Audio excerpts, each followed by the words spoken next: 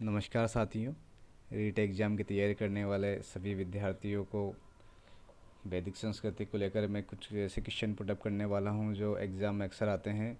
और इस बार भी आपको इन क्वेश्चनों में से एक क्वेश्चन तो देखने को मिलेगा, क्योंकि ये क्वेश्चन ऐसे हैं जो बहुत बार आते हैं। अब होता क्या है कि बहुत से जो मतलब ज़्यादातर क्वेश्चन जो हैं ऐसे होते हैं जो रिपीट हुए हुए हैं और उनका रिपीटेशन होता रहता है। तो प्लीज़ इन क्वेश्चनों को एक बार देख लीजिए। पहला क्वेश्चन है, प्राचीनतम व्याकरण अष्टाध्यायी के रचनाकार हैं? Answer is Panini. आर्यों के आर्कटिक होम सिद्धांत का पक्ष किसने लिया? आंसर इज बी जी तिलक ने। तीसरा क्वेश्चन, पूर्व वैदिक आर्यों का धर्म मुख्यतः था प्रकृति पूजा और यज्ञ। ऋग्वेद में कितनी ऋचाएँ हैं? Answer is 1028। ऋग्वेद में किन नदियों का उल्लेख अफगानिस्तान के साथ आर्यों के संबंध का सूचक है? तो ऐसी दो नदियां हैं, कुंभा और कुर्मू। ये दो नदियां जिनका संबंध आर्यों से रहा है। किस वेद में जादुई और वशीकरण का वर्णन है? अथर्ववेद। आर्य शब्द का शाब्दिक अर्थ है श्रेष्ठ या कुलीन। गायत्री मंत्र की रचना किसने की? विश्वामित्र ने। अश्वेता और ऋग्वेद में समानता है। अश्वेता किस क्षेत्र से संबंधित है? ईरान से। मनुस्मृति मुख्यतः संबंधित है समाज व्यवस्था से। योग दर्शन के प्रतिपादक हैं पतंजलि। पुराणों की संख्या कितनी है? 18। ऋग्वैदिक आर्यों का मुख्य व्यवसाय क्या था? पशुपालन। न्याय दर्शन को प्रचलित किया गौतम ने। ऋग्वेद के किस मंडल में शूद्र शब्द का उल्लेख पहली बार मिला है? 10वें मंडल में। प्रथम विधि निर्माता कौन थे? मनु को माना गया है। भारतीय संगीत का आदि ग्रंथ कहा जाता है सामवेद। कृष्ण भक्ति का प्रथम और प्रधान ग्रंथ है श्रीमद्भागवत गीता। ऋग्वेद में संपत्ति का प्रमुख रूप क्या है? गोधन। उस समय गोधन को संपत्ति का पर्याय माना जाता था।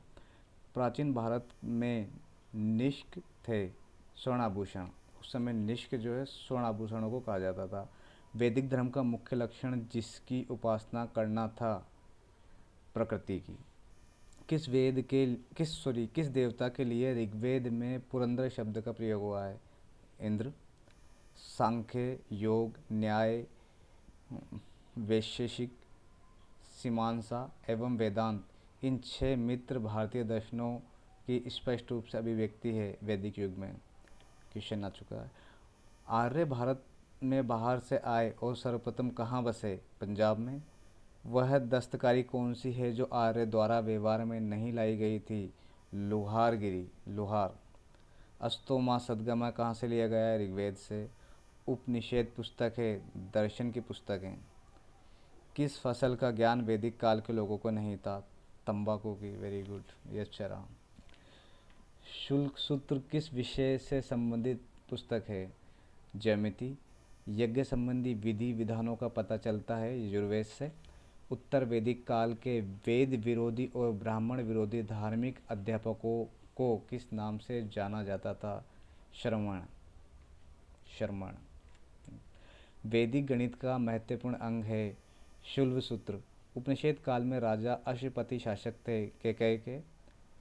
वैदिक नदी कुंभा, जिसका उपनाम काबुल भी है, कुंभा का स्थान कहाँ निर्धारित होना चाहिए? अफगानिस्तान में। किस वेद में प्राचीन वैदिक युग की संस्कृति के बारे में सूचना दी गई है? ऋग्वेद में। प्रसिद्ध 10 राजाओं का युद्ध, दशाग्य युद्ध, किस नदी के तट पर लड़ा गया? पुरुषणी। आध्यात्म ज्ञान के विषय में नचिकेता और यम का संवाद किस उपनिषद से प्राप्त है? कठोपनिषद में। भारत के किस स्थल की खुदाई में लौह धातु के प्रचलन के प्राचीनतम प्रमाण मिले? इसका आंसर है अंतरजी खेड़ा। कपिल मुनि द्वारा प्रतिपादित दार्शनिक प्रणाली है सांख्य दर्शन। आरंभिक वैदिक साहित्य में सर्वाधिक वर्णित नदी सिंधु। कर्म का सिद्धांत संबंधित है मीमांसा से। क्वेश्चन नंबर 42, किस वेद का संकलन ऋजर्वेद पर आधारित है? सामवेद। ऋजर्वेद का कौन सा मंडल पूर्णतः सोम को समर्पित है? नवा मंडल। नेक्स्ट क्वेश्चन 44, प्रस्थान त्रयी में किसको शामिल नहीं किया गया? ये प्रस्थान त्रयी में किसको शामिल नहीं किया गया? इसका आंसर है भागवत। धर्मशास्त्रों में भू राजस्व की दर क्या है? 1/4। गायत्री मंत्र देवी स्मृति को संबोधित किस पुस्तक में मिलता है? ऋग्वेद में। 800 ईसा पूर्व से 600 ईसा पूर्व का काल किस युग से जुड़ा हुआ है? ब्राह्मण युग से।